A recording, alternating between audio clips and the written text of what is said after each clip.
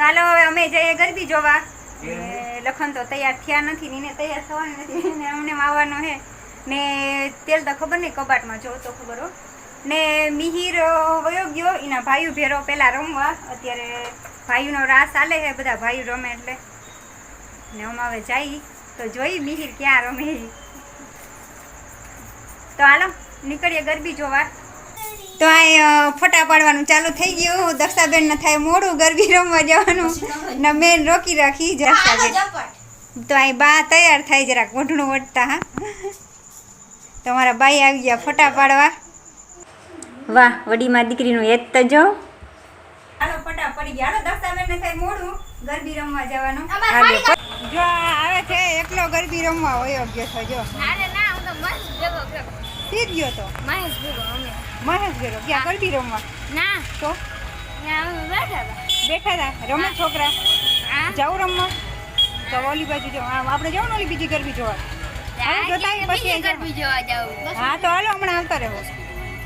ને અહીંયા જો લખન ને બા ને બધા તૈયાર થઈ ગયા. મિહિના મોટી માં ને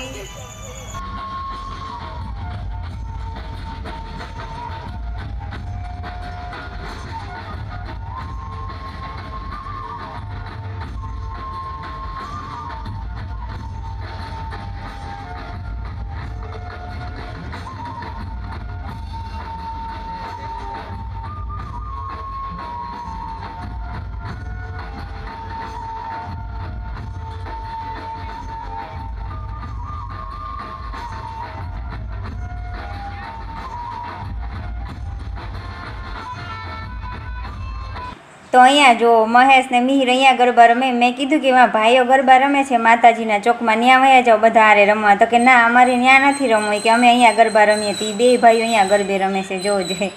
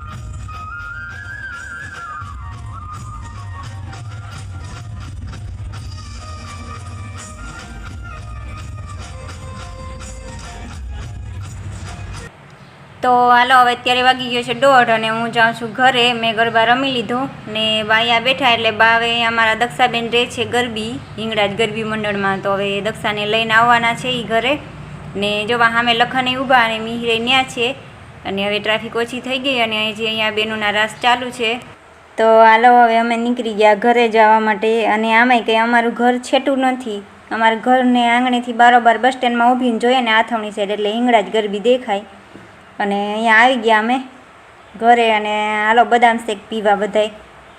મેં કે મમ્મી આજે બદામ શેક પીએ અને આજ તમે પીવું. તો મેં કીધું મારે નથી પીવો. તો કે નહીં કે તમે પીવું ને હું પીવું. તો હાલો આજ હું પહેલી વખત ટ્રાય કરું બદામ શેક પીવાની.